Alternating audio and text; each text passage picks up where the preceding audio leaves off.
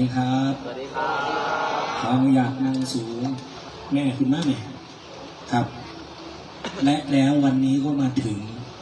วันที่พวกเข้าถ่าพวกเข้าข้องพวกเข้าค่อยที่สิได้ประกอบอาชีพสิได้เงินได้ท่องกันสักที่หนึ่งหลังจากที่พวกเข้าได้เพียรได้เสียสละทุกคนทุกฝ่ายนะครับแดนเซอร์เสียสละเวลามาสอบ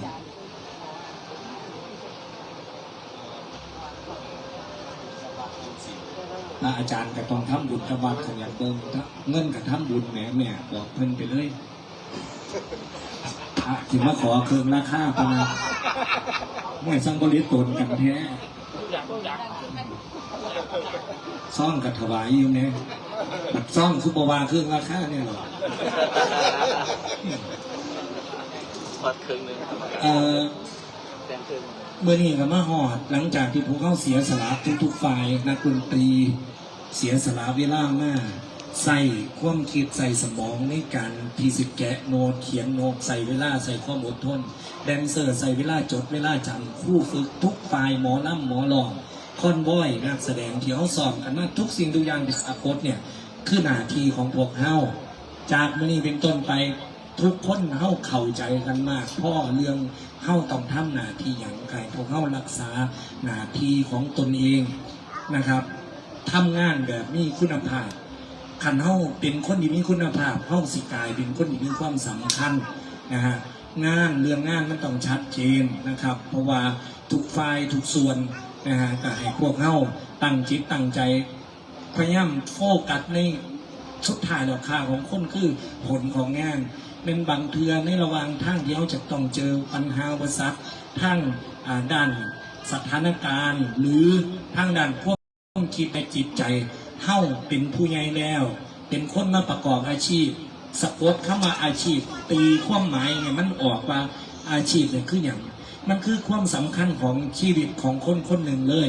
นะครับคนที่มีอาชีพคือคนที่มีค่าเกิดมาบ่เสียศาสตร์เกิดฉะนั้นเขาต้องรักษาเข้ามาอาชีพของเฮาไว้โดยเฉพาะพวกเฮานี่เชื่อว่าเฮาหักแนวนี้แม่นบ่ว่าจังหน้าเฮามีความโชคดีได้เฮ็ดอาชีพที่เจ้าของหักฉะนั้นเฮาให้เวลากับอาชีพเฮาให้ความสำคัญกับอาชีพของเฮาสิบ่คาดหวังบ่ได้เอาแต่ความหวังมาไว้ว่าอยากได้นั่นอยากได้นี่มีแต่ความอยากแต่ว่าบ่เข้าใจคำว่าอาชีพคำว่าหน้าที่มันก็บ่ได้แต่ขันคนที่จะประสบความสำเร็จคือเฮาต้องเข้าใจในกับคำว่าอาชีพของเฮาเข้าใจคำว่าหน้าที่ของเฮานะครับกับหมู่กับพวกกับสมาคมในแวดล้อมของเฮาก็คือพี่คือน้องมีความสามัคคีกันถ้ากระทบกระทั่งกันแน่ก็ถือว่ามันเป็นเรื่องธรรมดาเขาอยู่น้ำกันหลายคนแต่เขาอย่าให้มันเสียงานนะครับเขาต้องให้ความสำคัญกับอาชีพเพื่อเขาสิได้สิดีสมความปรารถนาของเขามีแต่ความปรารถนามีแต่ความหวังมีแต่ล่อโชคล่อดวงมันบ่ได้ไม่สร้างผลงานปาฏิหาริย์ไม่เกิดคือเพิ่นเคยมานะครับสุดท้ายแล้วคือเขาคนเขามันต้องทำงานนั่นแหละเมนบอยูนีออกไปแล้วก็ต้องไปหาเฮ็ดแนวอื่นนะครับเมื่อนี้เป็นมือดีทุกอย่างเขาเว้ากันมาหมดแล้วเป็นขันเป็นตอนมากกับบ่มีหยังครับกับสินี่ขวัญถุงให้อันนี้เสกแล้วว่าให้เอาไปเป็นทุนเป็นห้อนไปให้ทุกคนเป็นเงินท่องเขามานะครับแล้วก็เขากับสวดมนต์มือแรกมือต่อไปกับสินี่สวดแต่ว่าของผู้ใดรีบหรือมีภารกิจก็เป็นอย่างแต่มือนี้เป็นมือกาวแรกของเขาวงเขากับปฏิบัติมาแบบนี้นะครับเขาเฮ็ดงานเป็นทีมเป็นวงหัวหน้าว่าแนวไหนก็ต้องว่าตามรับรองว่าผมบ่ผ้าล่งหิวแน่นอนผมสิผ้าไปในแต่หน้าทั้งที่มันดีทั้งที่จะเลื่อนลุงเรื่องแท้ฉะนั้นให้เขาฟังกันเสือกันเด้อมาอยู่น้ำกันแล้วบ้านนี้นะฮะบ่ให้ขอรอเคลียร์บ่ให้นี่ความหน่อยความใหญ่ความนั่นความนี่มันธรรมดาอยู่หลายคนมันกับบ่ได้ลุ่งโตซะทีเดียวมันบ่มีหยังขอบจักรวาลดอกแม่นบ่แต่ว่าเฮานี่ต้องท่อมใจเจ้าของโฟกัสกับหน้าที่เด้อ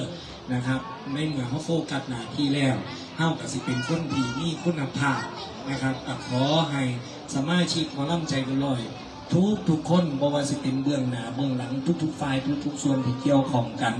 นะครับที่สิไปร่วมกันใส่ชีวิตร่วมกันนี่ข ขออำนาจมหาอำนาจของคุณศีลคุณธรรมพ่อแม่ครูบาอาจารย์ทุกท่านทุกองค์ที่ได้ไหวได้บ้อนหา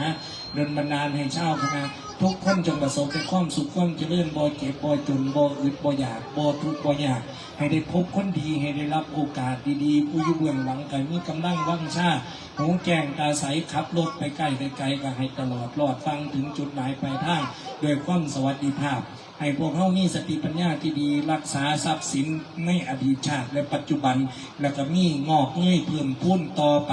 ให้มันคงถาวรอยู่ให้ได้อยู่ให้ดีอยู่ให้มีความสุขสมปรารถนาให้มีเงินไหลกองท่องไหลมาลอยล้านพันล้านบ่ขาดบ่เขินบ่ขัดสนสู่ขู่สุขคนเด้อสาธุ สาธุ